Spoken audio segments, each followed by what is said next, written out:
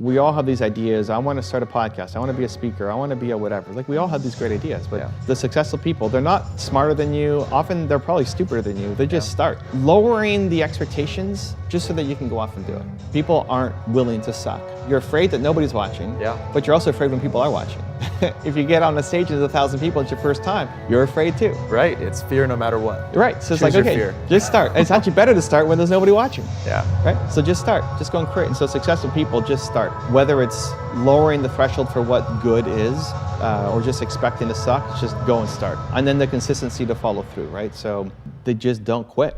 Hey, it's Evan Carmichael, and I watch these videos every day because I need them for motivation. Being around successful entrepreneurs every morning helps me believe that I can do great things too. It's like your morning coffee, but for your goals, kickstarting your day with a blast of positivity. So here is a challenge for you. Try watching one video every morning for the next 30 days, and let's find out together if they help you do great things too. If you're in, leave a hashtag Believe in the comments below so I can celebrate with you. So today we're going to learn from me and my team's take on my top 10 rules of success. Enjoy. Rule number 2 is embrace challenges. People say, a lot of my contemporaries, like big names, will say, don't say you're nervous, say you're excited. Because it's the same sensation. Your palms get sweaty, your heart gets racing. Feeling, if you had to describe what feeling nervous was and describe what feeling excited was, the same physical sensations. So tell yourself you're excited, not nervous. It's probably great advice for most people. I think I'm the weird one that my advice is not as good because it seems to be working for these other people. It's like, okay, great. But for me, I don't like the mental gymnastics. It's like, that means I'm not capable of doing things that make me nervous. Yeah. But everything that I want in my life is on the other side of me doing things that make me nervous. If I never do things that make me nervous, I'm never gonna grow and get the life that I want. And so I don't want the identity of who is Evan Carmichael for myself. Whatever other people think, cool. But for me, when I look at myself, I don't want to be the person who has to flip it to excited to get me to take action. I want to do the thing because I'm nervous. And I want to be proud of myself for doing things that make me nervous or scary or difficult or hard.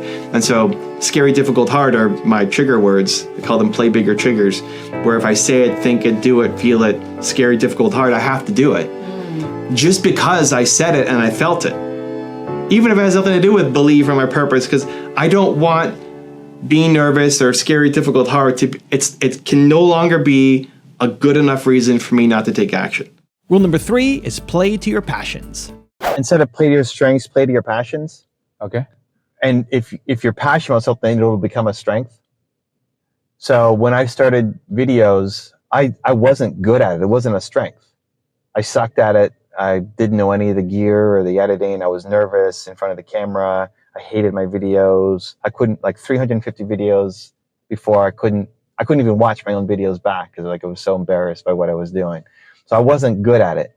But if you're passionate about something, you can get good at it. Salsa dancing I wasn't good at, but I was excited to do it. And so I got better at it, right?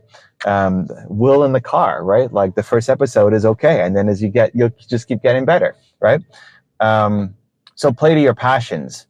And I think that's just, again, not something I strategically think about. I don't sit here and think, what am I passionate about? What should I go off and do? I try to cut the time from idea to action. If I get an idea for something, I just go off and start doing it. And sometimes that was it. And sometimes it turns into something much bigger. Rule number 4 is trust your abilities. You may not have to believe that you can do it, but you can believe that you can figure it out. And so my wife helped me design this t-shirt a bunch of years ago where it's this bird that's, there's a tree and there's a bird that's kind of out on like the far branch. It's like a really skinny branch. And the bird's just kind of chilling there. And the message is something like, the bird isn't afraid of the branch breaking because her trust is not in the branch, but in her wings. So even if the branch breaks, she'll be fine, she'll fly. It's like, it's just the belief that you can figure it out. Where a lot of these things seem scary until you just start doing something. One of the entrepreneurs I invested into, Alex, he helps me run Toronto Dance Salsa. It's the largest salsa dance school in Canada, maybe North America. It's how I met my wife. Wow, right. And we have a lease in a commercial space. It's 6 figures a year to have this space, just in rent, and it's coming up for renewal. And I did the last one. And it's okay. You're Alex. You now negotiate the renewal here. Like you negotiate the lease. Like, oh my God, I don't know how to do this. I don't know what I'm doing. What should I look for? And say, well, so he had no belief in his ability to be able to negotiate this lease. So okay, it's fine. But how much research have you done on this at all? How many articles have you read? How many videos have you watched? How many podcasts? It's all online now. This, like the amount of information, whatever problem you want to solve, it's out there. And so he said, well, nothing. Like, okay, great. So solve that problem. Like, go spend 15 minutes watching a video to educate yourself. A lot of the things that people come to you that are feared, they're just afraid to even look at it. Yeah. We're in a 15-minute video, a half an hour video, a phone call. Like, you can learn so much. And so he watched one video about a martial arts school where the guy was explaining how to negotiate the lease. And then he sent me this video. I was like, okay, what did you learn from it? And he listed like all these points of what he learned. It's like, great. For 15 minutes of your time, now you have a little more belief that you can figure this out. Now spend more time, right? So for all of these problems that people are coming to you for as well, it's so scary, it's so impossible that they spend zero time just looking at the problem saying, okay, I can figure this out, and just taking the first steps. Also, to make sure you're actually taking action after watching this video, I've designed a special free worksheet just for this video. The worksheet will highlight our favorite lessons from the video that will inspire you to remember what you learned today and actually apply them. The worksheet will also give you space to write down what your key takeaways are and your specific plan of action to make sure you're getting results. If you want the worksheet designed specifically for this video, absolutely for free, there's a link in the description below. Go click on it and start building the momentum in your life and your business. I'll see you there. Rule number 5 is model success. The willingness to model success. It's something that helped me back a lot at the beginning. Was like I was trying to figure it all out myself. And I didn't ask for help. I felt embarrassed asking for help. I felt foolish not like being able to have I prided myself in being able to find the answer. Yeah. Which is a good thing to have. Like, I will go and figure this out. That's great. But you don't have to do it all alone. And so whether it's asking Jay for help or joining your community or listening to podcasts or watching a book or going to an event, even if the event sucks and you learn nothing, if you keep going to events, you'll pick up something from one of them. And so just every time that I try to figure out myself, I eventually do, but it's slow. Yeah. Every time I go, especially in a new area, and I don't know anything and I ask for help and I get feedback, great. Like if I want to learn digital marketing or lead generation, I'm starting off and I want to learn lead gen, I could do it and I can go through all the but I could also just ask Jay and he's going to like shortcut my path. And I still probably don't ask for help enough. I don't think any of us do. I think it is a really important skill. It's a great reminder. Yeah. Right? Like I'm making, this video is for me. Jay's going to clip this and then send this to me in 6 months. Evan, you asked me for help? Just recognize that you don't have to do this all by yourself and you shouldn't do this all by yourself. Rule number 6 is step into a bigger role. What does Ida need to be doing better? I think like a lot of people, it's stepping into a bigger role. You know, I think for the journey that you've been on and where you've come from and the business that you built up, it's like it's really impressive. You know, like Ida from 10 years ago would look at Ida now. It's like, you're going to be doing this. You have your own business. You're making money. You have team. You're doing a podcast. You're like inspiring people. You're making TikTok videos. You'd be like, what? Who is this Ida? Right? It's like, it's impossible. So you are an impossibility to 2013 Ida. It's like, there's no way you're going to go off and do this thing, right? What year did you even move to Canada? 2010. Great. Okay. So like, just imagine you're here for 3 years. All the things that you've built up and created is very impressive. And it's you being capable of so much more. So just like me, I need to go hire my thumbnail designers. Like you need to go find those people so that now we're not charging, whatever a one-off client is and charging to get the monthly clients who value you and respect you a lot more. It's like I went through accountants on my journey up to the place where we're at now. you could go through clients. Like your clients may not graduate, but you could graduate your clients, where you're now working with bigger clients who value your perspective and the strategy side of things even more. Yeah. And so it's you stepping into that bigger role, and I mean, I need to do it too. And that never ends, like once I get to that one, it's like, well, now I can go and do this one. So same thing. It's like, here's the thing, like, how to do what you're doing very well. Mm-hmm. You're not having clients pissed off at you, right? Like, people love working with you. So you know how to do what you're doing right now very well. And it's easy to stay just doing that because you're delivering, you're making money, you're helping people. Great. It's the knowing that you could be doing a lot more. And it's like, okay, so when does that actually decide to come out and say, okay, I've had enough?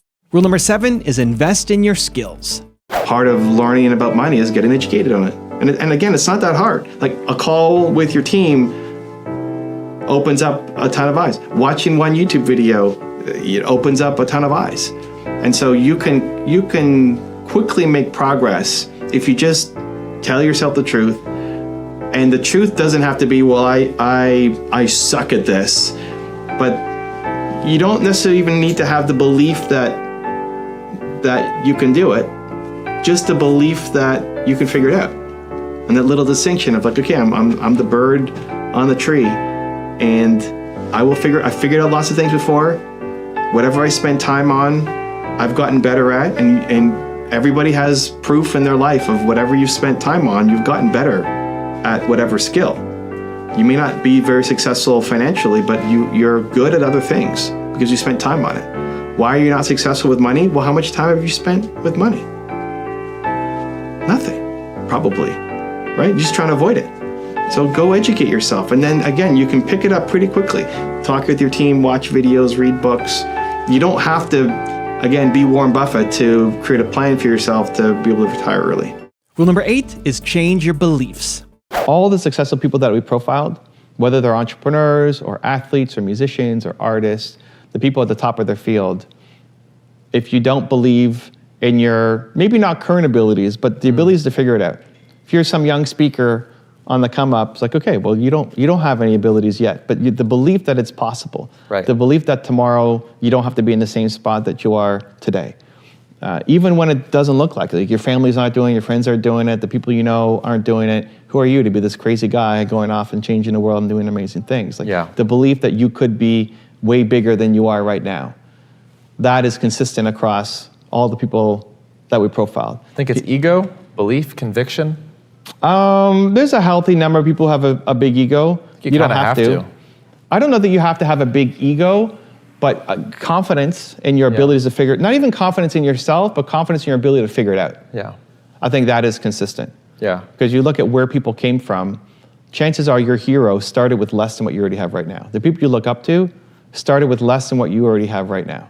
If they can do it, what's your reason for not doing it? And there's tons of reasons why you're not doing it, but like, it's only easier to grow and build and create. I look at Oprah, who had such a crazy upbringing and the rape and all this stuff, but one of my favorite stories was she was raised by her grandmother, who was poor, and she had to go to school. Her grandmother couldn't afford clothes for her, so she would buy bags of potatoes to eat the potatoes, and then she'd take the bag and sew it into a dress. And Oprah would wear potato sacks I've never heard that story. as a dress going to school. Right. You can imagine, like, school sucks already, kids are making fun of you, and now you're showing up to school in a potato bag. Now, obviously, it wasn't just like cut garbage bag, but still, it's a potato bag. Yeah. That's your dress for school. No, I can't imagine. It's inspirational for anyone. And she can go from that to where she is now. Right. Like, what's without your the excuse? internet, it's like, yeah, what's your excuse? Rule number 9 is serve others. Everybody wants to serve. If you're not serving, you're not happy. And some people want to serve the world, and some people want to serve the closest people to them. Mm-hmm. I want to serve the world. Yeah. Nina wants to serve the 20 closest people to her. And so combined, It works great. That's amazing. That's a really good mix. But everybody wants to serve.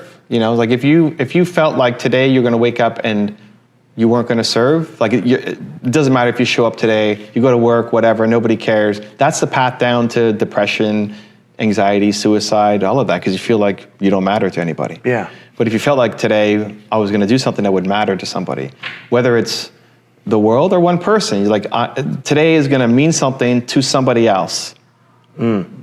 That's how you get to purpose and happiness and fulfillment. And rule number 10, the last one before some very special bonus clips, is love what you do. A lot of top YouTubers can kind of come and go in like 2 or 3 years.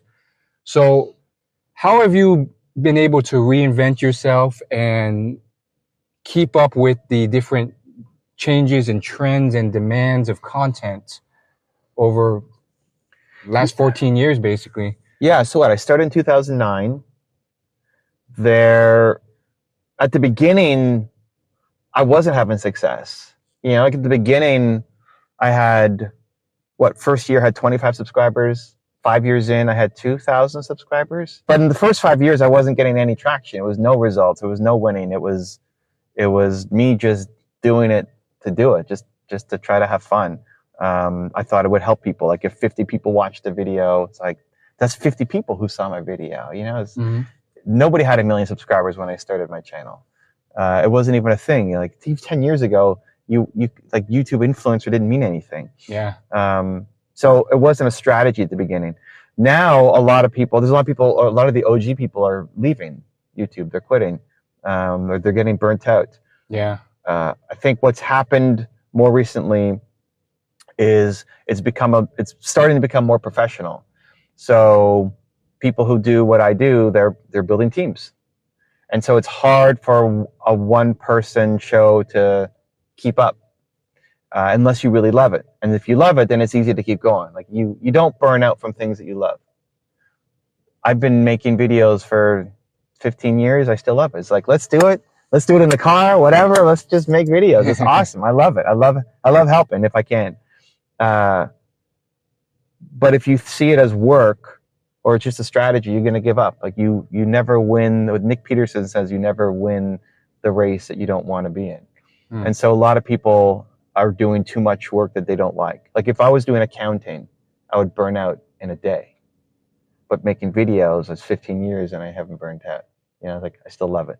So like, do you actually love the thing that you're doing? If you're not happy, it's because you're not serving. Yeah. And they did functional MRIs on people's brains and found that serving other people lights up the same part of your brain as having food and having sex. So you're literally hardwired to serve. And I think I think everybody listening, especially to your show, would know this and feel this, that if you woke up every day and felt like you're not going to serve anybody, but nobody cares if you show up or not, that what you do is meaningless, like that's a pretty desperate path down to stress and anxiety and depression and suicide, very dark things. But if you woke up and felt like today, I'm going to make something that's going to matter to somebody, whether it's for you making, an interview, a podcast, whether it's an artist creating a piece of art, whether it's somebody showing up to work and just feeling like today, I may not change the world, but I'm going to help one person. Like if you felt that consistently every day that you're going to help at least one person, holy cow, does it completely change how you show up? And so I think if you're not happy, it's because you're not serving. And some people, you and I, we want to serve the world. Huge mission, serve the world, change consciousness, all of it. Great. Yeah. And others, you may not have a big vision. My wife doesn't want to change the world, but she still wants to serve. And she's the glue for our family. She's remembering everybody's birthdays and getting we had Halloween last night. She's getting all the trick or treat candy out for all the kids and remembering all of these things. But either way, you're built to serve, either the world or the closest people to you. And if you're not happy, it's because you're not serving. Was there a moment that you recall where this mission became very clear to you? Yeah, I talk about it a lot in my book, Your One Word. Yeah. And I had my website, and before I had my YouTube channel, I had my website. We had 100,000 pages of content and all these big name people writing for the website. And I was trying to figure out what my tagline was. What's the slogan for my website? And I didn't settle anything that I liked. I had, over 100 million entrepreneurs helped accounting and like all these things, and nothing really landed. And I went to go watch the Steve Jobs movie. And out of that, the word believe came up. And like, I really like believe this. But then I can't, like, that's too broad. Believe is too. It's like, it's ourselves who talk ourselves out from the big ideas, right? It's not even our friends and family. It's like you have a bold idea, and then right away your head tells you why you can't do it, why you're not good enough, etc. So I then went, it's like, okay, you can't just be believe, but it's got to be believe in self, believe in entrepreneurs, believe it, and like came up with all these variations. And I slept on it the next night. It came back, any of them, just like believe. So I don't know, let me test it.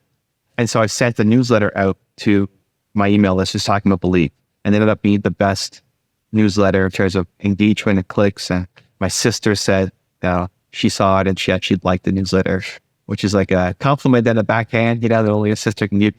Then I made a video about believe, and my best video on my YouTube channel had 100,000 views at the time. It took a year to get there. And I was so proud of it. 100,000 views is great. The video believe hit 100,000 in a month. And now is in the millions of views for that video. And so it's not that believe is the magical thing, it's a magical thing for me. And so I tiptoed into it, and then eventually went all in on just, okay, I'm going to be the believe guy. I still need it for myself, and I still need it out. Like every time I learn it, I want to go teach other people as well. So my biggest strength is belief, and my biggest weakness is belief to do the next thing. I expect to fail all the time. I expect everything I do, especially at the beginning, to not work. Right. If I'm launching something new, I just don't expect it to do well at the beginning because creativity is messy, and people put this label of perfection on it. I want it to be perfect, but you don't even know how to make it yet. So just get it out there. I value the momentum more than the perfection. And so if you're looking to believe that it's going to work out, that's a big picture macro concept that any video that I make on my YouTube channel may not work. And if it's a brand new thing, I expect it not to work. But it's the belief that if I keep going, it will eventually work. Right. That I'll figure it out, that I'll adjust, that I'll learn something, and I'll improve the next one. So I think people need to give themselves permission to fail at the beginning, for it not to work out, and to not take that personally. It doesn't mean that you suck just because your first song didn't hit it big. Just means you learned a little bit, and keep going. And if you keep making new songs and every day you're practicing and trying to get better, eventually it will work out. And I just fully believe that I can do it, that you can do it, that everybody watching and listening can do it. People just quit too soon, and they're trying to be too perfect until they never get to where they need to be. You talked about the message. Yeah. One message that you could give in this part of your life right now that you're experiencing to your viewers, what is that one message that you would give them? It's still believe, like It's always believe. Yeah. It's like believe. I mean, it's on the back. Believe. I think lack of belief is the world's biggest problem. Like we don't do what we want to do, or because we don't believe that we can. We don't believe that we can. We don't believe we have the resources. We don't believe we're good enough. We just don't believe that it's possible for us. We might think, oh, it's possible for him or her, but it's not possible for me. We just don't believe. Yeah. And so I'm trying to make content for the 19-year-old Evan who didn't believe in himself, but still now, like my biggest problem now is I don't believe in myself for the next thing. 10 years. Yeah, like the next big jump. Yeah. What is that? I don't know. And a lot of it is I don't believe in myself enough to even think about that or create that. And so it's a never-ending journey, which is, when you're talking about growth, you're never done growing. You keep climbing. There's this great saying, beyond the mountain is more mountains. And so like, you never actually want to hit the top. We've hit goals before, and then like, oh, that's it. You celebrate, and then it kind of feels over. You always want a new mountain to climb. And so there's always levels that you can climb and grow. I just try to take the approach, and something Denzel Washington said, is that every time you take a step up the ladder of growth, you reach back and help somebody else get to that level. And so a lot of times people are have imposter syndrome of, I can't be like X. And it's like, well, you don't have to be. You just have to. If Oprah is level 1,000 and you're level 4, most people are stuck at level 0. And so if you're at 4, you can help them get to step 2, and that's where most people are still stuck. So yeah, believe it's possible. Believe you can do it. If you actually enjoyed the thing, like people ask me, how have you dealt with burnout on your YouTube channel? Yeah. Because all these creators talk about burnout right now. It's like, burnout? What's that? Well, I mean, I definitely had burnout from stuff, but not like if you made me an accountant, if I have to look at paperwork, I'm going to burn out in 18 minutes. But making videos and helping entrepreneurs, and to your word of like the intention and service, I've been doing this for 14 years now. We haven't missed an upload in a decade, probably, because this isn't work for me. Being here, doing this isn't work. This is fun. Like, this is awesome.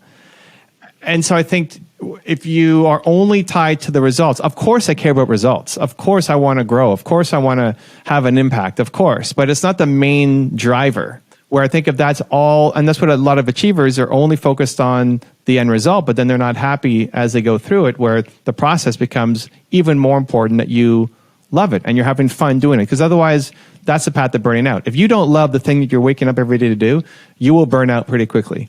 But if you love it, then it never feels like you're going to work. It's like, I can't wait to go off and do this. What's the point of a morning routine? At least for me, it's to get a feeling. So a lot of times people will just check the box. Like, I did this, I did this, I did this, I did this. Okay, cool. But do you feel ready to take on the day? Because if not, then there's either something wrong in your routine, or you did it half-heartedly and you got to do it with more intention. I remember I was doing an event in New Mexico, and a woman was in the front row of my event. And I asked her, well, what's the most important part of your morning routine? And she said, I do the rosary. So she takes out her prayer, the rosary, and starts doing her prayers. I said, well, okay, so what's the point of doing the rosary? It's like, well, by the end of it, I feel connected to what I'm doing and ready to go and start my day. Awesome. How many times you actually feel connected? Like, by the end of you doing the rosary, how many times, what percentage of the days do you actually feel connected and ready to go and start the day? And she said like 40%. So the other 60%, she's doing the words, she's doing the action, she's saying it, but she doesn't feel connected because she's also stressed out about something else, because she's also making breakfast, because she's also watching some video, because she's doing something else. It's like, well, there's nothing wrong with what you're doing. You're just not doing it with the intention that is required. Oh, great. Keep doing the rosary, but now focus in on doing it with the right intention, because the whole point of the morning routine is to get the feeling. So I think a lot of people, a lot of entrepreneurs, a lot of people who are go-getters and action takers, we love the feeling of just like, check, check, check, or check the box, I did it. But if you don't have the feeling of ready to take on the day with boldness, with courage, with service, with belief, then either go back and do it again, or add something to your morning routine, or tweak it up a bit. Because for me, at least, the point of the morning routine is to get the feeling so you're ready to take on the day. I think the ultimate resource is your ability to be resourceful. The line that comes to mind is from Steve Wozniak, who co-founded Apple, who said, stop thinking about all the things that you don't have, and instead think about what you can do with what you do have. And I think that's an important line for any entrepreneur. It's easy to look at the million reasons why you're not going to win. There's a million reasons why you will not win. And you know, Gary and I can sit down and brainstorm a million more reasons why you're not going to win. But there's like 8 why you will. And so all I do is focus on those 8. And be as resourceful as possible on those 8. You don't, even now, if I'm trying to build my business, you know, I have 24 people on my team. I've had success with what I'm doing, but I don't have 1,000 people on my team. And I could sit and complain around how I don't have 1,000 people, or I can say, well, I have 24. What can I do with my 24? And that's always the mindset. Think about what you can do with what you do have, and understand that whoever your heroes are, whoever you look up to, whoever your role models are in life, whoever's had massive success, chances are they started with less than what you already have right now. Whether you're looking at Oprah or Richard Branson or whoever it is, they started with less than what you already have right now. And so if they could do it, you can too. The only difference is your willingness to be resourceful. What advice would you give to those individuals that want to develop that relationship to their consumers, their fan base? Yeah, I mean, I think a lot of it, I guess, comes across as strategy, but it's more, even the one I just gave with my wife, that's a strategy. Hey, don't go to bed angry. But it's more like, I can't go to bed angry because I'm not going to sleep, right? So it's not even a strategy. It's more of a necessity. Yeah. Exactly. So the short answer is just care, right? I mean, care about the people. For me, it's always been about who is in front of me instead of who's not. As much as I want to grow, as much as I want to get to 10 million subscribers or 1 billion views or whatever for the impact that it's having, it's still always about who I am serving instead of who I'm not. And I think that's where most people make the mistake is you look at your downloads and then you look at Joe Rogan's downloads. You're like, oh my God, like I'm nowhere close. Or your YouTube views against mine or somebody else. It's like, I suck. I'm nowhere close. I have a movement makers program, which I do training twice a month to help entrepreneurs build their movement. And today we were looking at people's hundreds videos, like their 100th video on YouTube. So my 100th video had like 190 views and 3 comments. My 100th video. Gary V's 100th video had 800 something views and 3 comments. 100 videos in, right? And so how do you keep going? That's 100 videos. That's not like just 4 episodes. It's because 130 people or 190 people would ever watch that video. That's 190 people. If you were going to go up and give a speech in front of 190 people, you'd be jazzed, you'd be excited, you'd be scared, you'd be nervous, like, oh my God, I want to let them down. These people, but because it's online, like, that sucks. Only 190 people compared to all these other people. So it's great to want the growth. It's great to strive to improve and progress and get better. And you always want to keep getting better.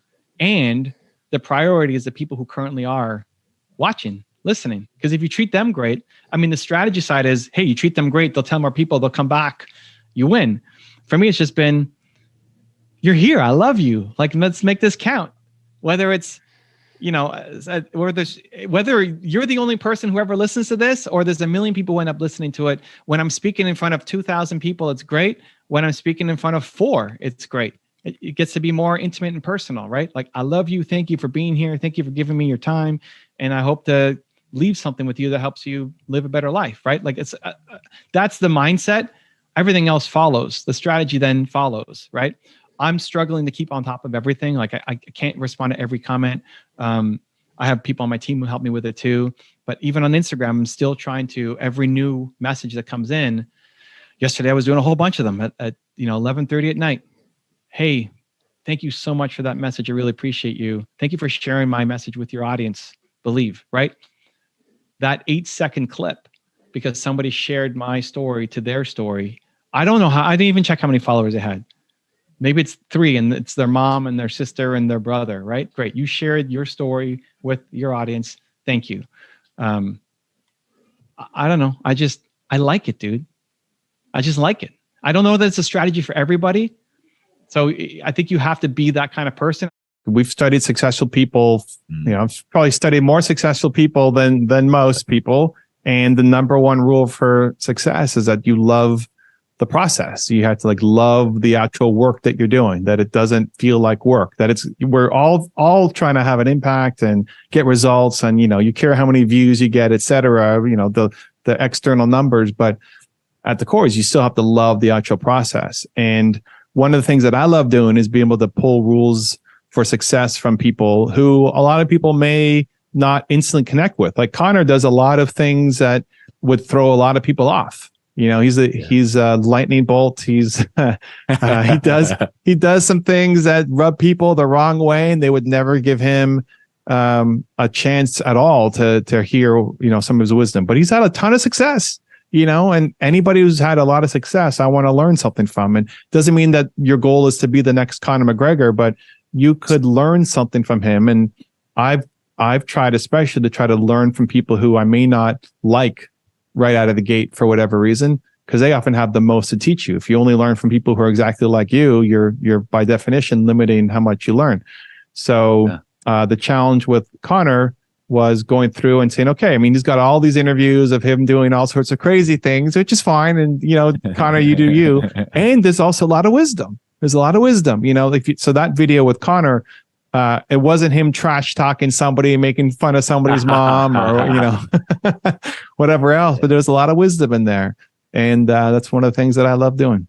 The brand is usually the biggest way to long-term have success with your company, but it takes a while to build a brand. I mean, you've been at it.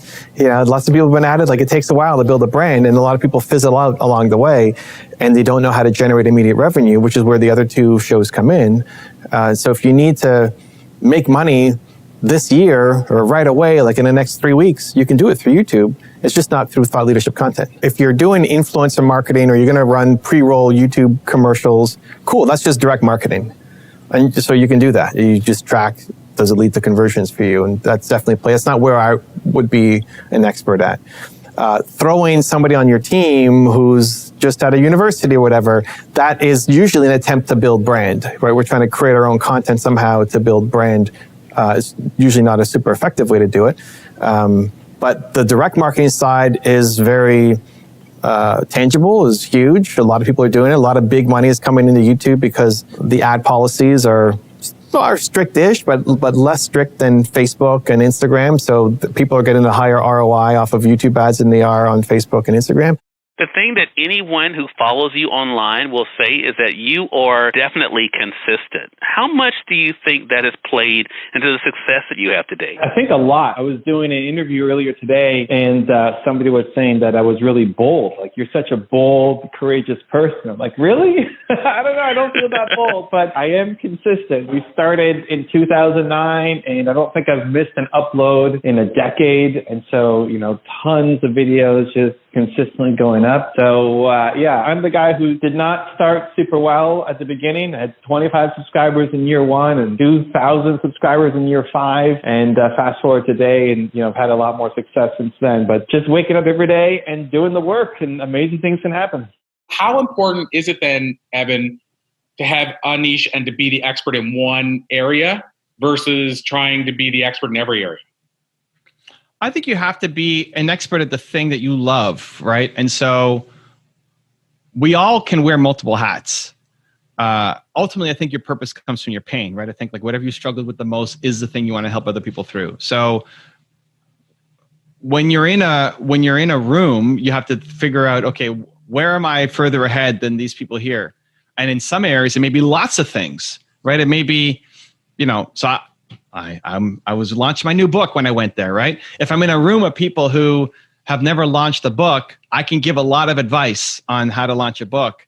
If I'm in a room with Brendan and Dean and Russell and these guys, they've sold millions of books. So like, okay, I'm not, you teach me what I'm doing wrong. Like, tell me where I'm screwing up in my process. But I'm still happy to help people with their books, right? I think it's just as you scale up and get better and better and better, your ability to influence is going to just keep improving. So, we're all on this staircase of growth, and we never want it to end. You want to grow forever. You don't want to stop learning. And every time you take another step up, you can reach back and help somebody else up. But you can only help people to the step that you're at. You can't help somebody get up there. So whatever you want to learn and get better at, keep improving, and then you can keep helping people along the path. The advice I'm trying to give is difficult because it depends on who you're talking to. So the last advice I gave about sharing your message, well, maybe you're happy being the Larry King. Like, maybe that's your goal. Maybe you don't have an opinion and you don't want to be, I don't know what Larry King stands for. He's a great interviewer. He's had the best of the best. He has great questions, but I don't know when he's taken a stance on something. Maybe he has, but it's just not what he's known for.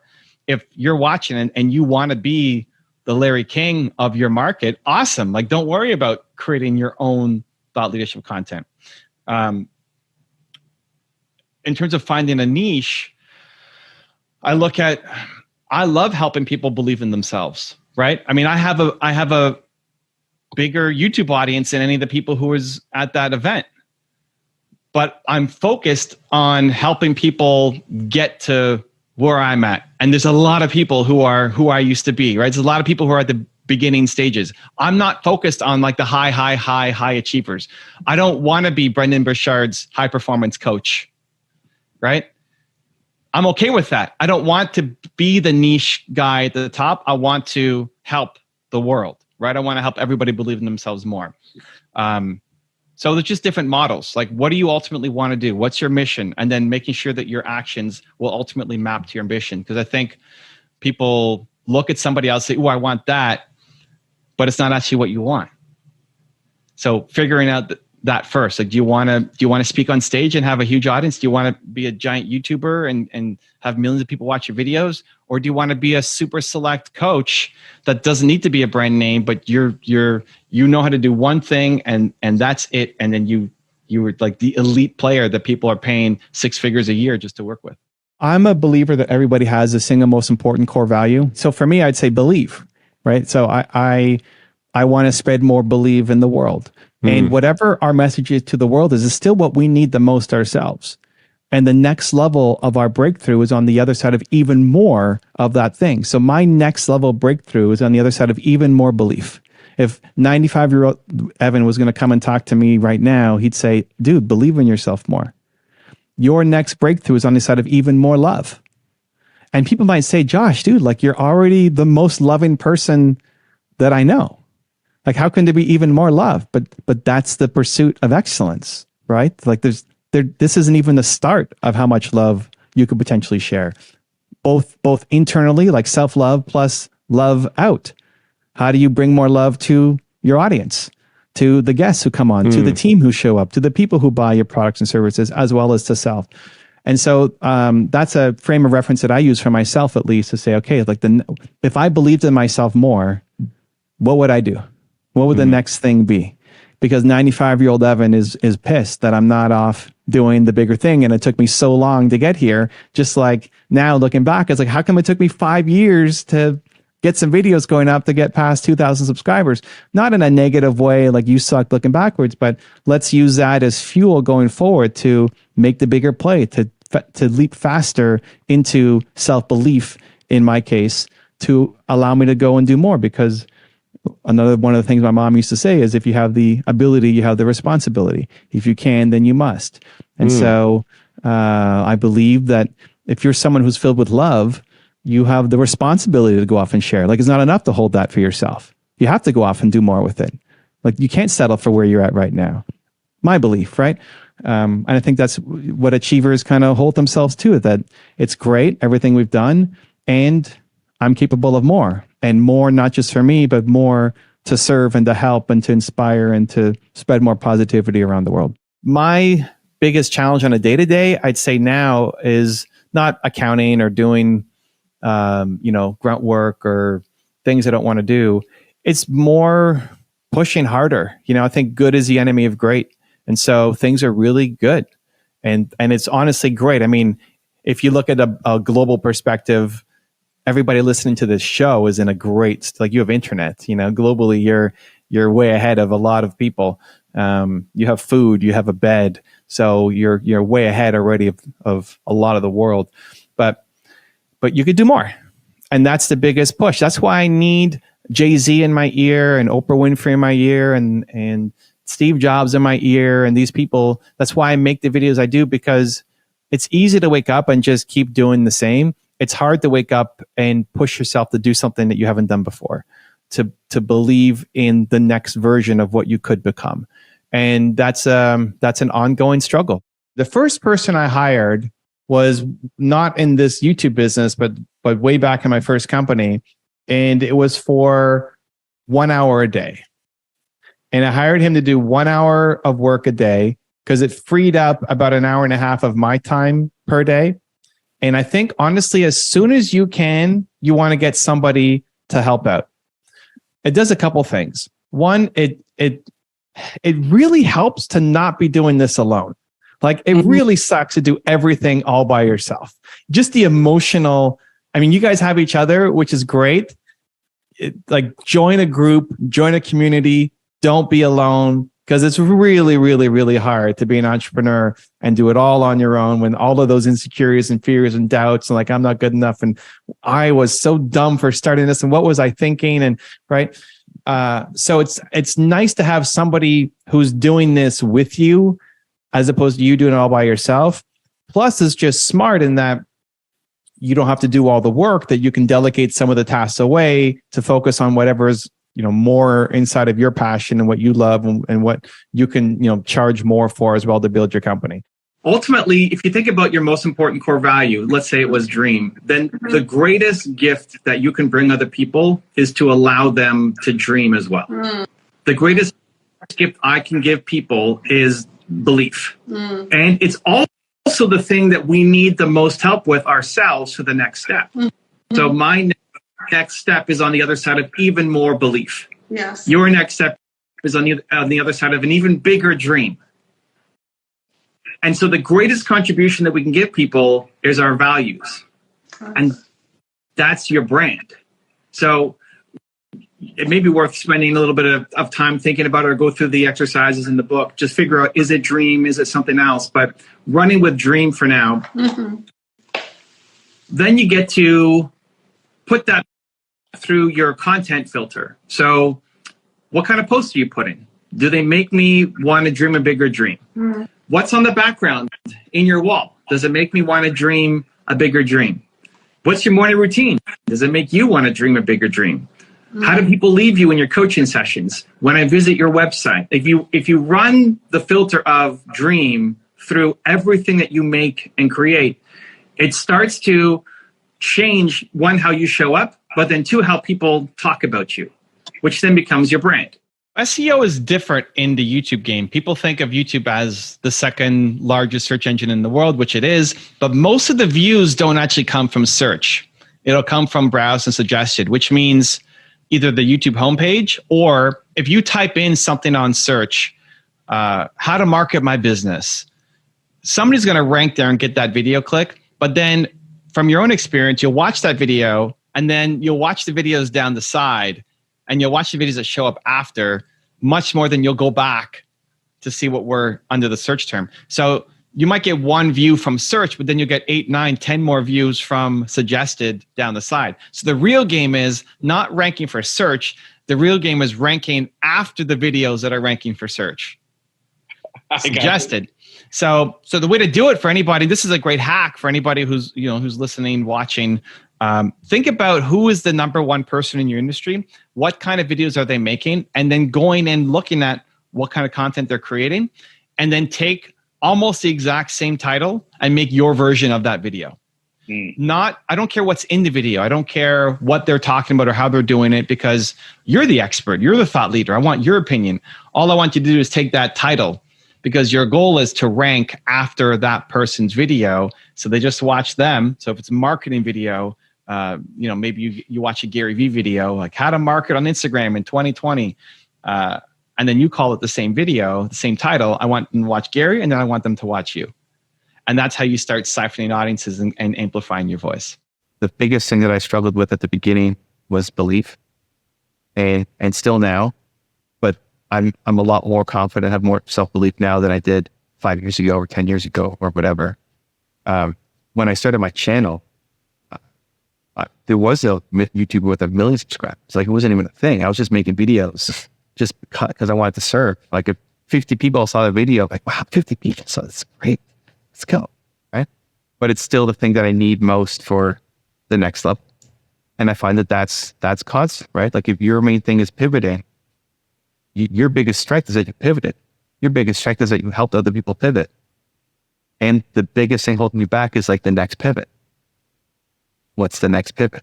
We know what we sell. Perfect. Let's use social media to help us sell more of our stuff. Like the big reason why people quit is because you feel like you're wasting time making content and it's not generating any sales for you.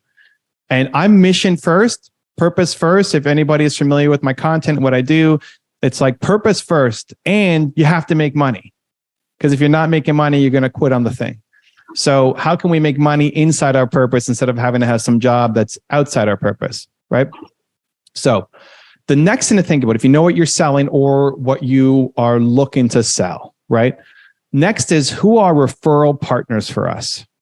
So actually, Carms, if you look at your business, like, who are the types of people who refer clients to you? Excellence is the pursuit of perfection. So we're never done. What's the perfect interview? What's the perfect question? What's the perfect thumbnail? Who's the perfect guest? It's like, you're never done. It's never done. But that pursuit is how we become excellent. What's a perfect workout? What's a perfect book? Again, it's never done, but in the pursuit, you become more and more and more excellent. And I think you'll see that across high achievers.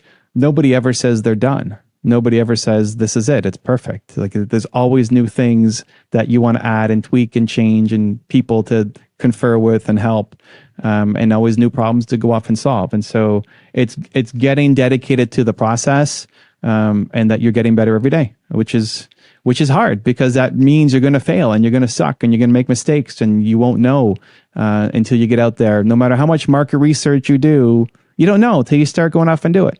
No matter what recipe you follow or workout regimen you look at, you never know until you start going off and do it. And people get overwhelmed by the options. This is the problem. You know, if back to the world you came from with all of the fitness and diet and everything else, it's like, okay, you start with a goal of, I want to get into a healthy weight, right? I want to get down to my high school weight or university weight or whatever. And that's a very clear, tangible, great goal. Like, let's get healthy. But then how do you do it? Do you go on the keto diet or the carnivore diet or the vegetarian diet or the vegan diet or the Mediterranean diet? And are you fasting, intermittent fasting, water fasting, coffee fasting? You know, or are you working out? Are you CrossFitting? Are you yogaing? Are you doing high intensity, low intensity? It's just this never ending cycle of more and more and more things to learn. Well, you will never learn everything. It's impossible to know everything. And so you need to just start. And you learn more in the process of doing than you will just researching and like planning to get a plan. And so that's what you find with at least that's what I found with the world's top achievers is they have this North Star that they're shooting towards. And that is a bold, noble, excellent, even perfect goal. And then how you get there is super messy and very chaotic and full of mistakes. But they're willing to go and make mistakes because the goal itself is noble. I come up with trigger words. So scary, difficult, hard are my trigger words. Oh. Where if I think it, if I say it, if I feel it, if I write it, if I text it, scary, difficult, or hard, then I have to do it just because. Yeah. So the fact that this question says, you know, that they're afraid of starting. And to do it. Scary, difficult, hard. If that was a reason for me to not do something, then I have to do it. Just because I want to be the person who does scary, difficult, hard things, because my goals, my dreams are on the other side of doing scary, difficult, and hard. Yes. Yeah. And so we've accepted these reasons for not taking action. So if I was this person and the trigger word here would be fear. So you want to be the person who does the things that you are afraid of. So anytime fear is the reason, now, of course, don't go jumping out of an airplane with no parachute, you know, like that's just stupid, right? But allowing fear to run your life means you will never have a great life. How do you push through any of the parts of the job that are like, yeah, but it just has to get done, whether it's accounting or any elements that just are not your jam? Yeah. So, you know, I have a couple rules, I guess, that have served me. The first is if it has to get done once and I need to do it, I'll do it. As soon as it becomes an ongoing thing, it's eliminate, automate, delegate in that order. Like, does it have to get done? If yes, can I automate it? If no, can I delegate it to somebody else? So you mentioned accounting. That's probably the thing entrepreneurs like the least. You know, shout out to all the great accountants out there. Shout out to the lawyers who review our contracts, and that's a disaster. But yeah, I mean, I gave that up. That was one of the first things I gave up. Inside of my video business, editing, I didn't want to do. I hated editing. And shout out to all the great editors who love doing that. We've got 4 or 5 editors on our team, and they do great work. And they don't want to be in front of the camera. They want to edit. So cool. And so if it's an ongoing thing, I try to get it off my plate as quickly as possible. And the path, especially at the beginning, is trying to figure out inside my mission, how can I make enough money to be able to hire a team to take away the things that I don't want to do? Where a lot of times entrepreneurs are thinking just big mission out of the gate, which is awesome.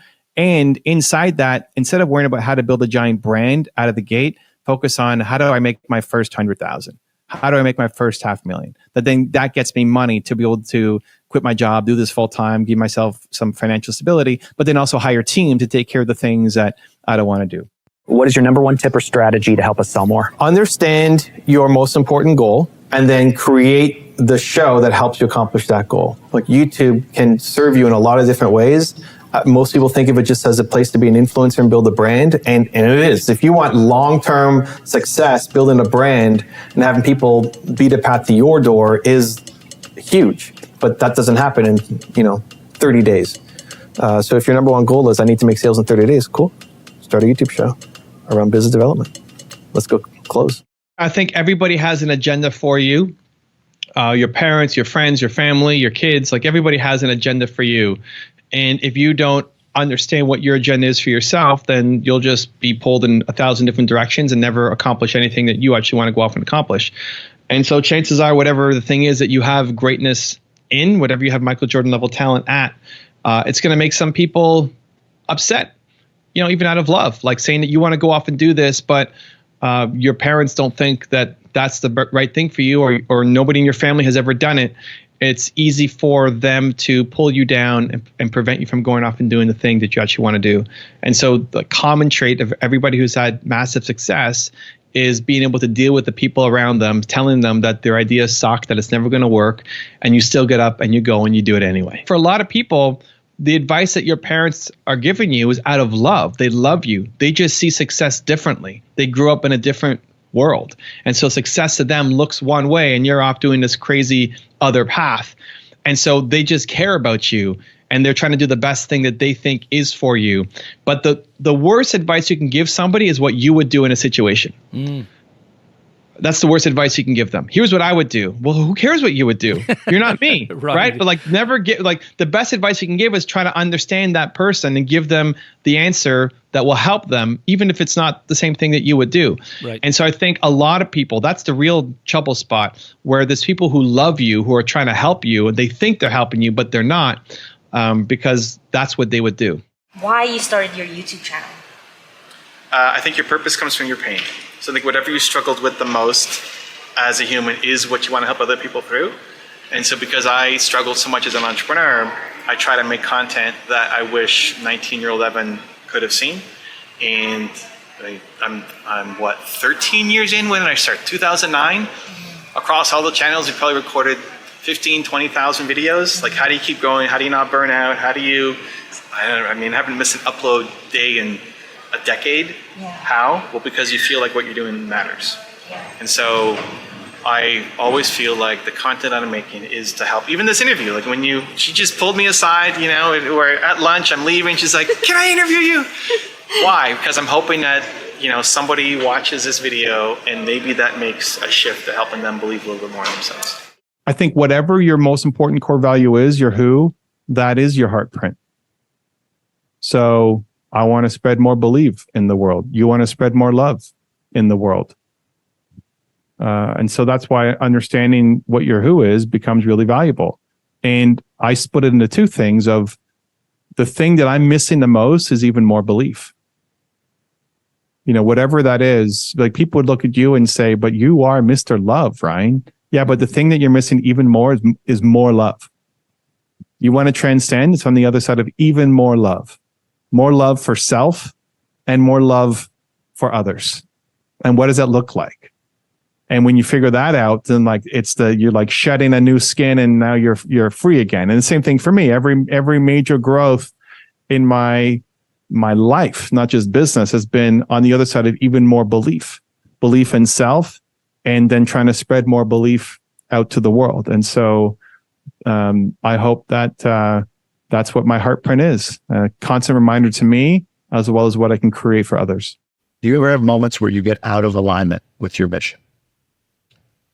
Yeah. Not in a big way. A lot of micro, like what? Saying yes to it usually would involve saying yes to something that I don't want to disappoint somebody on, but I shouldn't have said yes. I think we get a feeling of whether something is good for you or not. Right? Even coming here and saying, yes, why this? Like my team is pissed that I'm here because I'm behind. I just got from Arizona. I'm going to Orlando next. I'm going back to Arizona. And they're like, we have this thing in the middle. And like, Evan, we need you on all these things, right? And they're not pissed, but like, I'm now not doing stuff for my team because of this, right? But it's fine. It felt right. Talk to you was great. Okay, we're going to spend extra time. It's awesome. Let's do it. Right? Even our crew here was helping set this up, right? I was supposed to do a show with Rami and he said, well, why don't we come here? I didn't know him and I didn't really know you. So like, okay, well, but it felt right. Humans are built to serve. Because if you're not happy right now, it's because you're not serving. And that's hardwired into us. Serving others, helping others hits the same part of your brain as having food and having sex. So it's literally hardwired into you that you feel good by serving other people. So if you're not happy right now, you mentioned the word depression. If you're depressed and you're not happy, you're not serving either the world, maybe you have a big mission or big vision, or the 25 closest people to you. You don't have to have some giant mission, but you have to feel like you're serving the people who are closest to you. Either one. If you're not happy, it's because you're not serving. And so the good news is you can always figure out a way to serve. Exactly. And you can serve on a really deep level, which is what the book gets into, of how to figure out how to serve exactly. But even just doing an act of kindness, even just doing one nice thing for somebody else will make you feel better.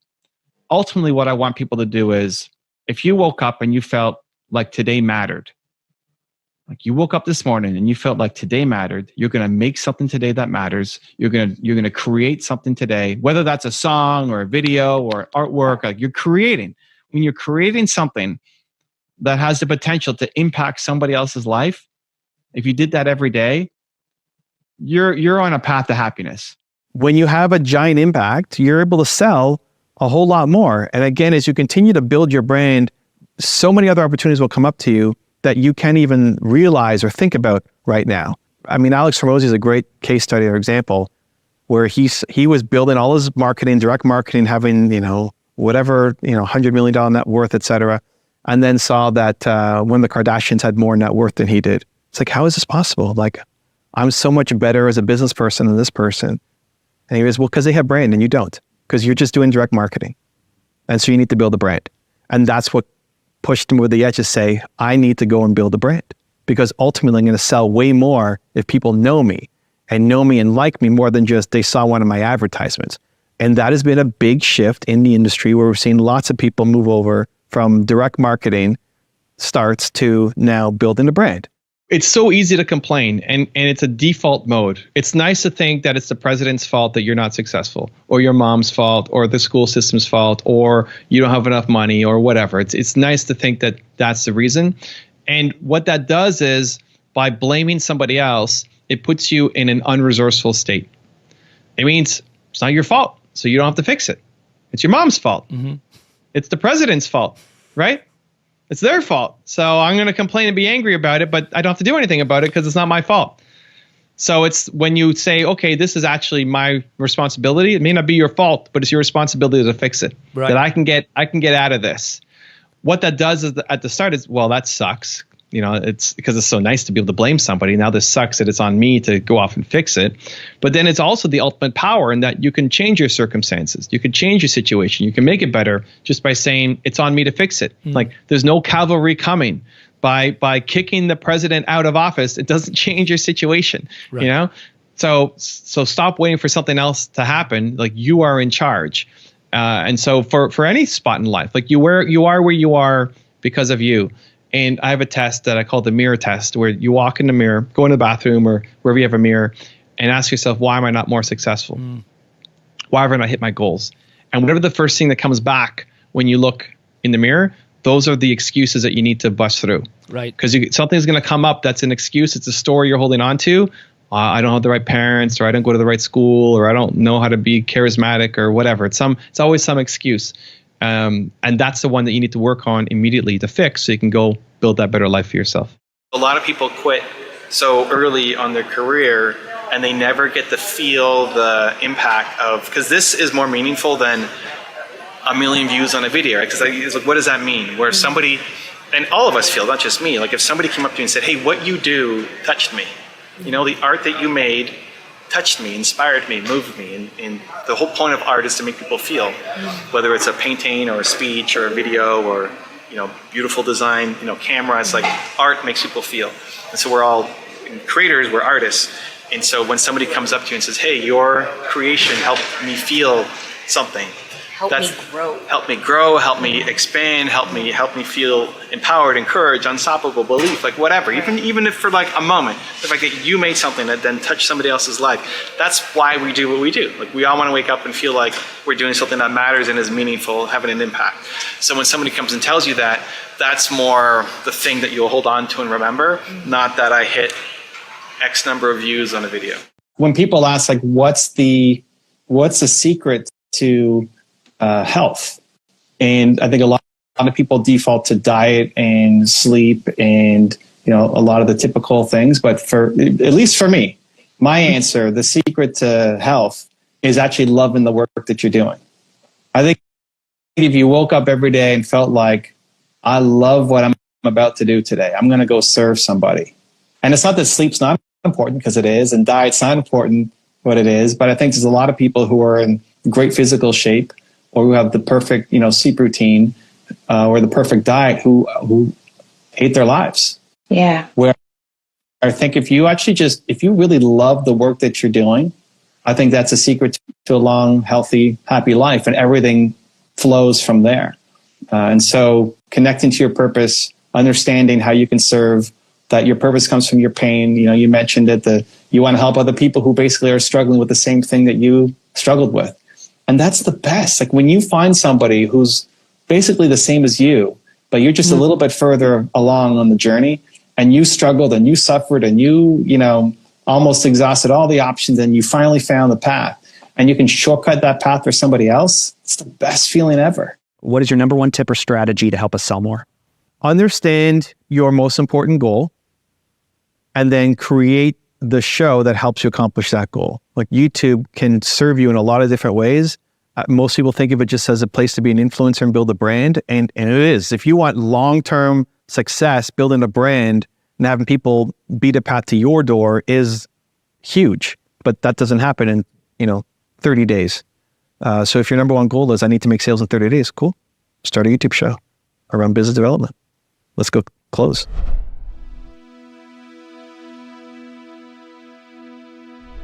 For 10 more rules from me, check the video right there next to me. I think you'll love it. Continue to believe, and I'll see you there.